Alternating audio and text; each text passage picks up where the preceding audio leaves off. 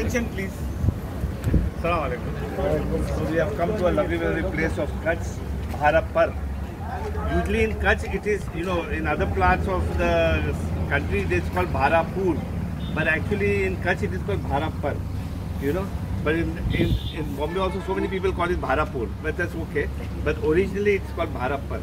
And Bharappar, this place was a very, very flourishing place, and it was a stronghold of Khojas. Both Isnachri also and Ismailis. There was a big community, big Jamaat in Bharappar. But as the story, like different parts of the Kutch, there was migration from Bharappar also. People started migrating, and then now today the state of Bharappar is such. I think there are only two families. There are only two families, which I think they are doing up and down from Bhuj, I presume. And it has got a beautiful mosque. If you see that, it was damaged during the earthquake. And it's a very beautiful mosque which is there. The other beautiful part of this, the Khoja, there is an eye hospital. This eye hospital and clinic was running up till recent years. I think maybe about 5 years just after the death of the doctor who was looking after his son. This eye hospital was started by a Khoja gentleman in the year 1923. The date is 1 or 2 years there, and he has, at that time of 1923, he has put in a big sum amount of money to build this hospital. If you see the structure, it is damaged after the earthquake, but it was as the only hospital, free hospital. That also you must remember, it was a free hospital run for Khojas and other communities also. And for the inauguration of this hospital, the ruler of Kutch, the king of Kutch, the ruler of Kutch had come to inaugurate this. And he had kept certain properties, and he had kept a big chunk of amount for the maintenance of this hospital. So, idea is that in those days also there was a lot of philanthropy going on. I think it was equally or much more. Means I think the amount was about 3 lakh rupees in those days. The history. So 3 lakhs is some crores of rupees of today. जब 3,000 रुपए किसके पास होते थे ना in those days, they used to make a will कि भाई ये इसको distribute जाएंगे. तो 3 lakhs in those days was good. मतलब, and he has kept some property in Bombay, in the city of Bombay also. He has kept a property for maintenance of the trust. Unfortunately, there are plans to revive this also, but since the community is not there yet, and and every time it's getting damaged by earthquakes or other, the plans are very different. The other place where we will be going is the Tajuddin Peer. Yes, Tajuddin Peer. Tajuddin Peer, as you saw when from Ismailism, the people came from Iran and different parts of the world who were basically propagating Ismaili religion. And these are the people, the peers. There was the imam, and there were peers, and there were dais. The peers were considered when they used to come to on behalf of the Aga Khan. They used to come to India and different parts of the world to propagate. They were considered as peers. So peers had very important position when they came to different parts of the world, and especially in the area of Kutch, Kathiawad, you will see a lot of peers.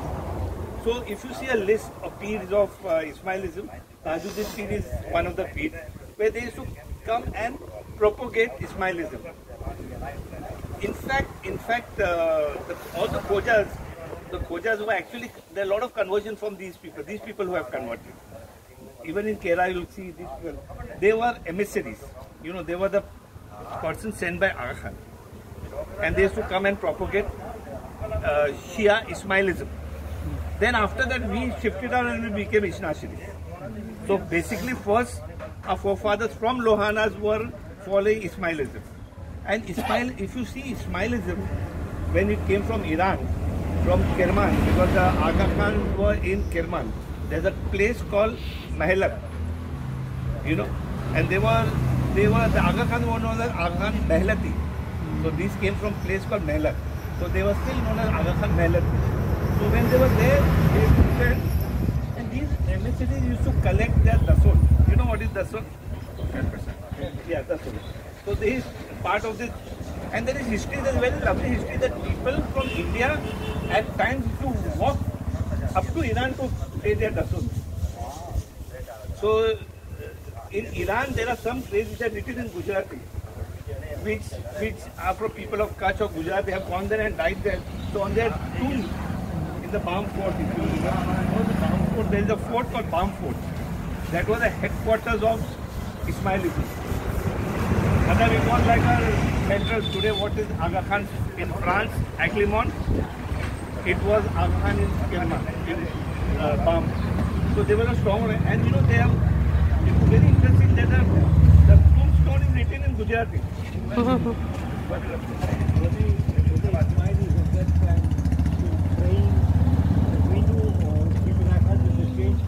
No, there is a different opinion. Some say that they were praying namaz and all that. Because even the forefathers of Aga Khan, they were praying namaz.